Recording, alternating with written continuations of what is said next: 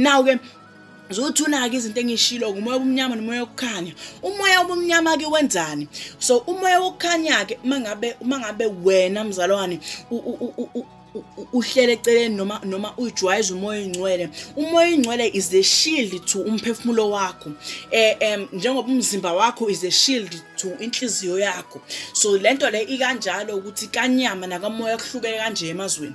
Emoyeni ka physical kanyama umzimba wakho is structurally made ukuthi uprotect inhliziyo yakho nobuchopho bakho mhlambe. Inhliziyo yakho mangabe uyiprotectile kwenzakalani ukuthi when you are not in danger mangase qhamuka umuntu akudubule isifuba sakho kushaya inhliziyo ungafa nokufa. Now leyo nto ingadalwa yini? Ingadalwa ukuthi you are structurally made ukuthi umzimba wakho protect inhliziyo yakho. Mangabe umzimba wethu untekenteke, inhlamvu is strong kunawe, wena umzimba wakho wena inhlamvu ifingeni ipenetrate inhliziyo. Kanjalo ke nakamoya oyingcwele, even ungayijwayeza ukufunda izwi lenkosi noma ungayijwayeza ukukhula ezwini lenkosi, umzimba wakho wakamoya uexpose umphefumulo wakho. Shuthi yebo structurally made wena ukuthi wena umphefumulo noma umoya uprotect inhliziyo. Sho ukuthi kahle wena you allow ukuthi izinto ingene through. Kanti umoya obumnyama wenzani ke? Umoya obumnyama uyayistora ustore energy yakho, ngamanye amazwi ustore umphefumulo wakho ukuthi ube neham around yona.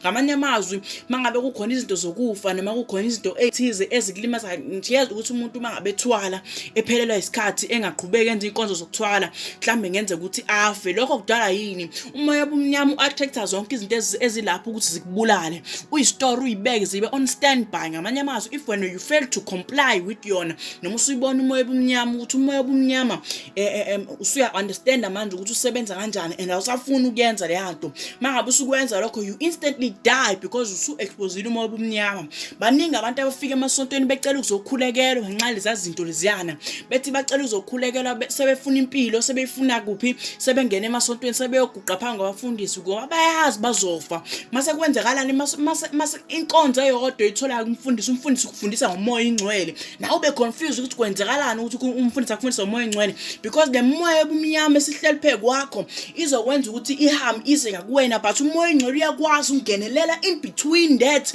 uhlukanisa ubumnyama nomphefumulo wakho. Ngamanye amazwi umphefumulo wakho uyakwazi ukuthi ube claimed, uyakwazi ukuthi ube protected by umoya ingcwele. So if namhlanje usukhathele wena ukhola lezi zinto abayikholwayo noma ufuna ukushintsha impilo yakho, likhona ithemba mangabe uhamba uyofunda izwi lenkosi noma uyisurrender kumoya ingcwele, umoya ingcwele will protect wena. Umoya ingcwele uyokuhlukanisa wena, uhlukanise nobumnyama. Mangabe usukwenzile lokho you will be fully claimed, noma futhi wena you will be fully safe emphefumulweni wakho. Ngamanye amazwi usho noma inyama sengenzakalani kuyona, wena mangabe usebungcweleni wena uzoba immortal noma uzoba nempilo ephakade. Khohlwa ke lezi zinto ezishiwoyo ke manje ke sengithi khohlwa yilabo abafundisi abafika bezokushumayeza amanga njengalomfundisi ofuna wonke umuntu akholele kwinkolelo yakhe, osebenzisa thina abazalwane njenge baseline.